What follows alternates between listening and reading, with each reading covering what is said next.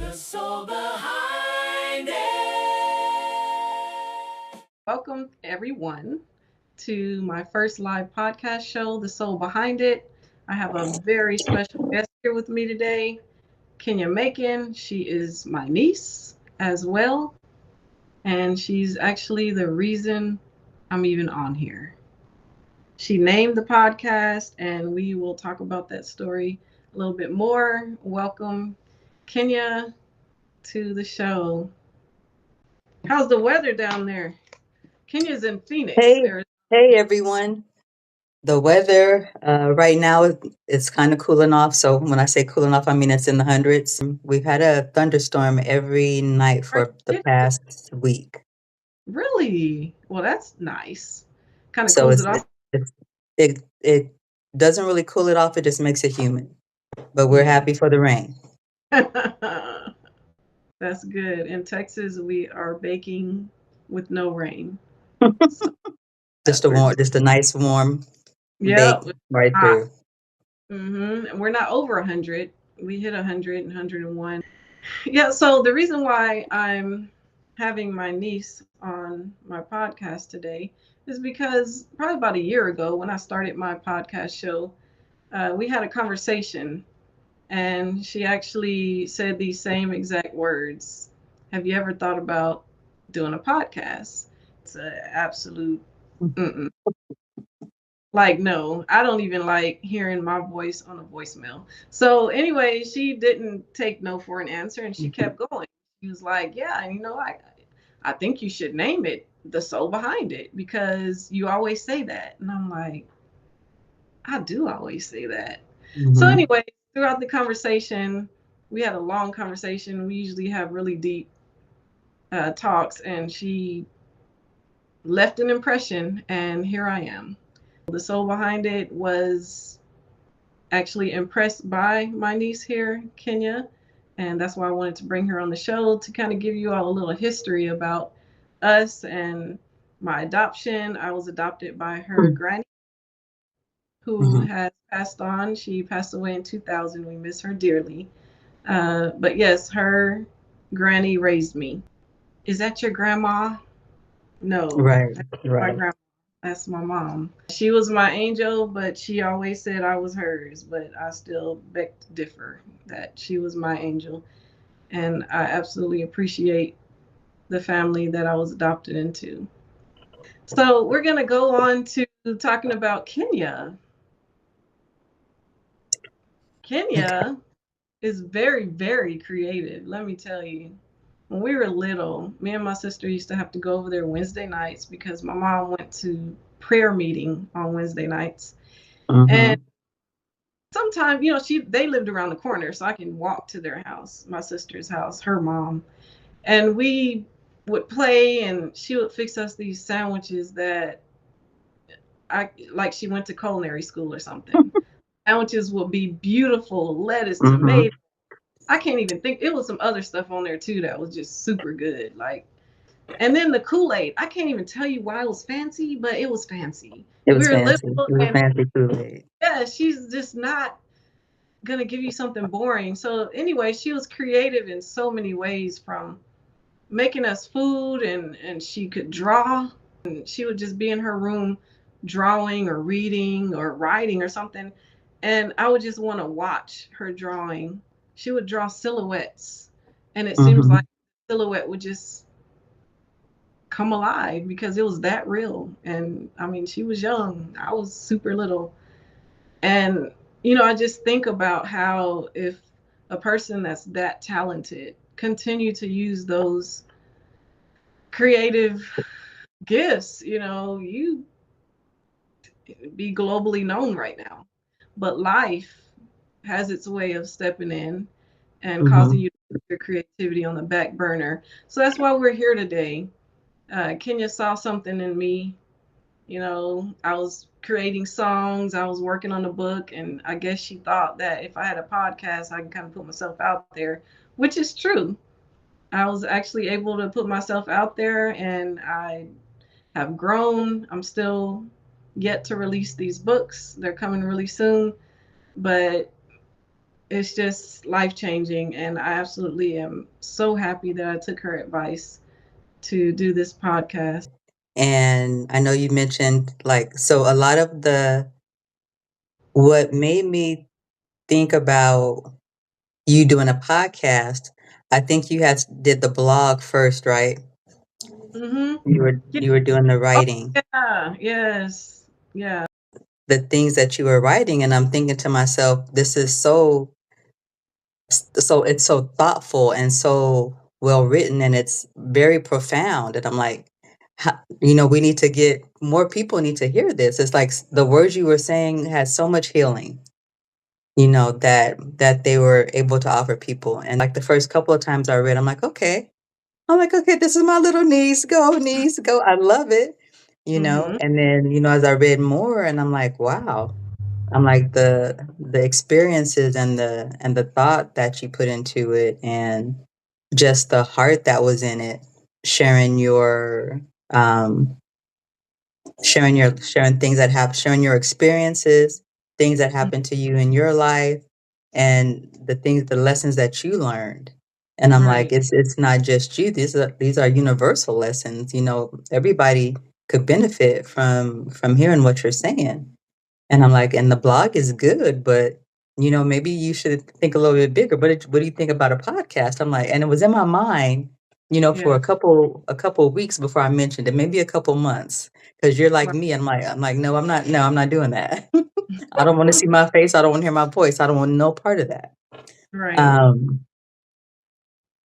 and so like I let it simmer for a little bit, but every time I read some of your work, I was like, or some of your, not your work, every time I read your experiences, I was like, yeah. And so then Right. I broke down. I'm like, so, have you Right. ever thought about doing a podcast? Have you considered doing a podcast?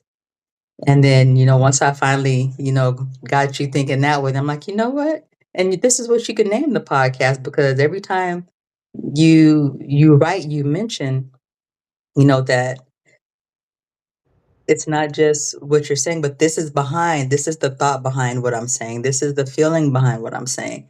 This is Right. the experience behind what I'm sharing. And Mm-hmm. this is basically, the soul behind it. This is me. This is everything that's coming from my soul, to give to you these lessons that I've learned as I've gone through life up until now. So Yeah. that's what I was thinking when I Yeah. asked you, did you want to do a podcast? You made it That's happen. that's how much your words impacted me. So I Yeah. could imagine, what they would do for other people. That's beautiful. Thank you for that. Hmm. Really grateful how your writings were recognized in school, and then you had some poetry that was published. So, can you tell us more about that? I've been a writer for a while, unknowingly, or kind of I knew in the back of my mind, possibly. Mm-hmm. I did, like you said, I wrote short stories in elementary school. One of them got recognized. Third grade, you wrote a little story. They're showing it in the library, like, oh, everybody, my stories, hanging on the wall in the library, la la la. You're all excited and everything. And in high school, I think I had two poems published. I can't remember the name of the anthology, but it was something where you would send in copies of your work, and if they thought it was good, you could pay to have it put in their book. Right. I do have the book somewhere. Um, so Wow. that was another time, Can and then I I think, can I mhm, interrupt? yes. Don't worry, I'll block the ad. Look at that, y'all. Oh gosh, 1998. 1998. 1998. I was living in Virginia and I got married and moved, and Kenya sent me. I'm not gonna disclose the story. She sent. Look, this is her actual writing. Oh my gosh, I can't believe you still have that. I sure do. Hold on. You have poems in here, a short story, Wow. and the thing about this and how it's crazy creative. I looked up a lot of the terminology in your story, and she built scenes, she used sensory details, dialogue, development. Can we talk right? Mhm, Dialogue, character development, backstory, mhm. shifts in perspective, flashbacks, and Wow. emotional pacing was in this story. She moved through between family relationships, romantic love, childhood memories, grief, and humor. And she even wove letters, poetry, and music into the narrative. I'm gonna send it to you though, so you can see how Okay. creative you were way back then. Back then. But I have to stop you to let you know that I still have that, and I was just blown away. I mean, if you're writing like that, I don't know why you don't love Right. to write, making people And feel. mhm. It's the same thing I felt with your words. Um, but yeah, for a long time, I've, never considered myself a writer because to me, this is something, everybody can sit down and write. Everybody can, sit down and write a paragraph and make up a story. But I always had a very vivid imagination. Um, very I even think as a writer, I'm always looking, even when I watch a movie, I'm like thinking about the storyline and how they could have wove it a little differently and come up with a better Right. ending. So, I'm always rewriting people's work, even in my head. Yeah. Um, but I Wow. did around the time I mentioned the podcast to you, is around the time I decided I was going to sit down and make the decision I want to write a book.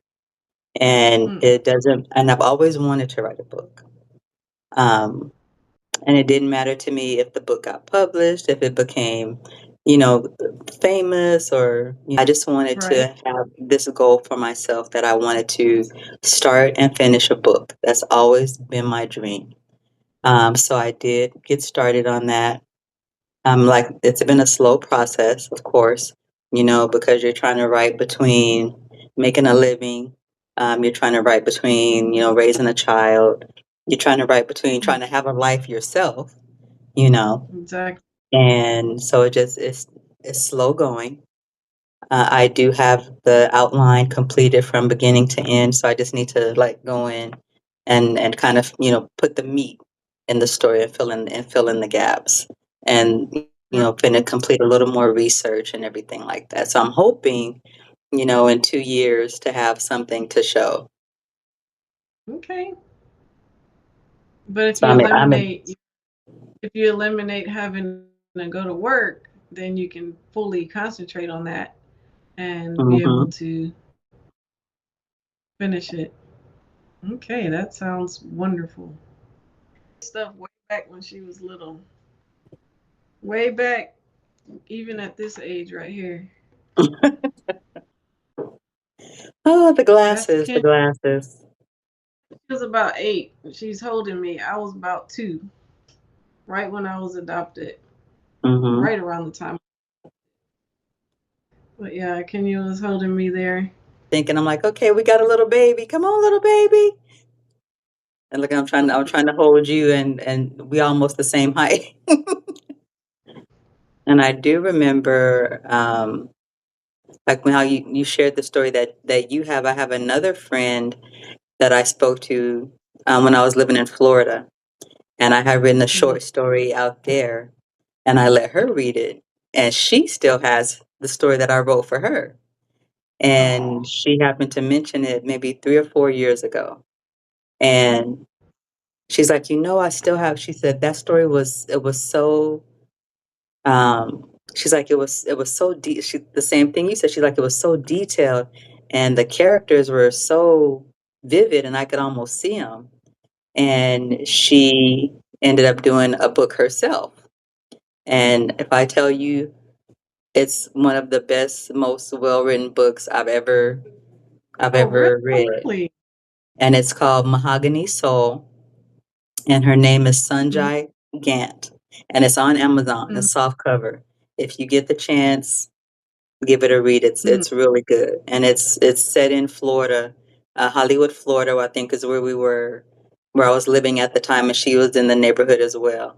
And it's really awesome. And so I told her, I'm like, I'm taking a little bit of credit, for, getting you to sit down and write a book. And we've been trying to get her to, write the second novel to the first one, but she hasn't. Right. Another instance of life getting in the way. She got remarried, she has kids, she's working.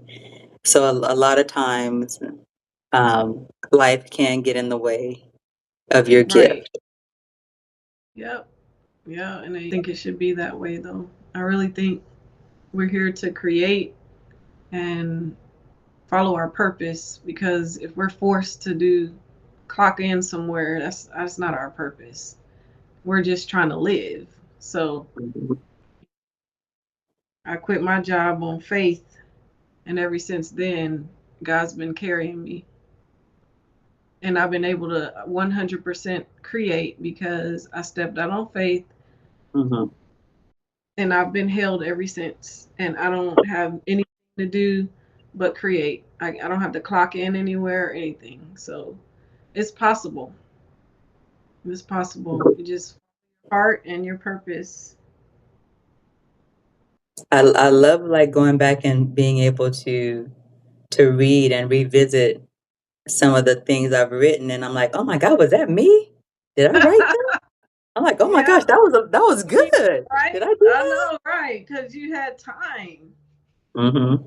and it gets away from you. Time gets away from you, and then you just lose Definitely. yourself. You don't even know you anymore. You don't know that creative part of you anymore, and that's not how life is supposed to be at all. Yeah. But it's You- never to dive into it. So I'm glad that you started another book. Mhm. And glad that it'll be done before 2 years, because people are waiting to Right. see your. Fingers crossed. Yep, everything's gonna work out. And everybody is born with, of course, everybody's, born with their gift, the basis of who you're going to be. And I Mhm. think the environment and how you're raised just determines whether or not, or determines what direction that growth is going to be in. True. And um, if you're fortunate, and everybody is not in the situation to have their gift nurtured from a young age. And, if there's Mhm. a million different scenarios that can happen, as far as how people are raised. But if you're lucky and it comes to your mind and you have the time to sit still and the Right. time to listen to, what you feel like you want to accomplish, you can kind of get back into, even if it's, been buried, you can kind of reach down and kind of remember what it was that you loved doing as a child, the kind of things that made you happy as a child, Right. and find a way to bring that back as an adult in some version or some form, True. um, and maybe get a second chance to get back into it. Right. I agree. I agree. I feel the question today is, what are you carrying that you've gotten so used to carrying that you don't even recognize is valuable anymore? You can have gifts in your young age, like you said, and then they just wither away because you're not actively using them. You actively use your gifts, they get stronger, they get better. Hmm. Hmm. And like I say, it's never too late. So it's always tomorrow's a brand new day. Yep. Every day is a new chance to start over, to Yep. start fresh. It's a clean slate. Right? Look, look, Oh my gosh. talk Yeah, about you. yeah. I threw my own self off. Shoot. But I did number them. Okay. I And did number them. they are in Yeah, order. there and not anymore, but yeah. So I do want to mention this. So Hmm. you were holding me when I was young, and I feel we've come full circle, and in a beautiful way, you're still holding me. And not only that, I find that we're both recognizing a gift in each other as Hmm. adults. And I have so much faith that everyone needs to reach out and get her autograph because Kenya will be she will be a well-known published author globally. She is that good, that creative, and I Ooh, look that's a lot forward. of pressure, a lot of pressure. I look forward to seeing when that book is published because I have evidence of what it could be right here. 1998, like she was doing awesome stuff back in 1998. Young, Hmm. I'm not even gonna say how old I was back then. yeah, I'm not telling on myself at all. But yeah. I'm gonna say I They graduated wouldn't, from high school in 91. So do your own math. right, right. They wouldn't believe it at all. They would not believe it. You've been listening to The Soul Behind It with Renee Mims.